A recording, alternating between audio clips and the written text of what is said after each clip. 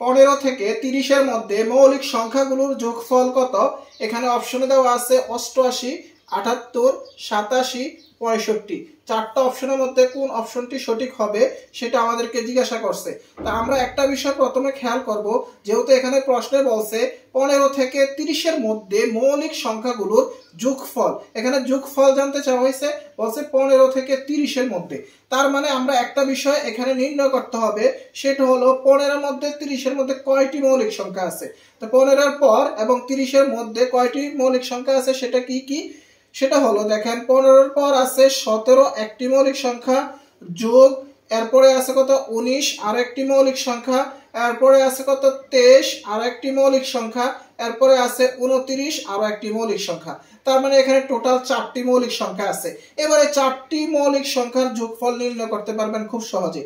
এখানে দেখেন আমি আরেকটা বিষয় আপনাদেরকে ক্লিয়ার করে দিই, সেটা হলো এমন ধরনের যদি হিজিবিজি সংখ্যা থাকে তাহলে কিন্তু আপনারা মাথা খাটিয়ে কিন্তু যোগফল নির্ণয় করতে পারবেন।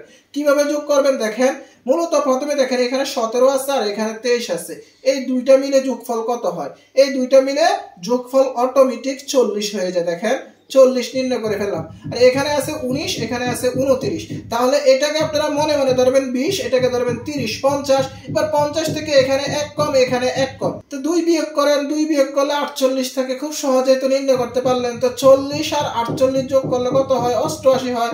তার মানে আমরা পেয়ে গেলাম কি, এই যে 15 থেকে 30-এর মধ্যে মৌলিক সংখ্যা হয় 4টি, এই 4টির যোগফল 88। অপশন হলো ক নাম্বার উত্তর। এইভাবে আপনারা খুব সহজে এমন ধরনের প্রশ্ন পরীক্ষাতে আসা মাত্রই খুব সহজে সমাধান করতে পারবেন। তো একটা প্রশ্নের মধ্যে আমি আরেকটি প্রশ্ন সমাধান করিয়ে দেখিয়ে দিলাম, সেটি হলো যে যোগফল, এমন ধরনের যোগফল কিভাবে নির্ণয় করবেন মুখে মুখে যাতে নির্ণয় করতে পারবেন কোনো খাতা কলম ছাড়াই, সেটাও আমি আজকে শর্টকাটে দেখিয়ে দিলাম।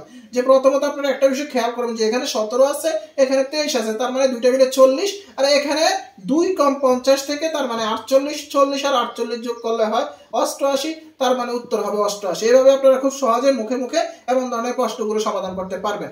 এবং 15 থেকে 30-এর মধ্যে কয়টি মৌলিক সংখ্যা আছে সেটি আপনারা শর্টকাটে নির্ণয় করতে পারবেন, কারণ আমরা জানি কি 20 থেকে 30-এর মধ্যে মৌলিক সংখ্যা আছে দুটি, একটি হলো 23, অপরটি হলো 29।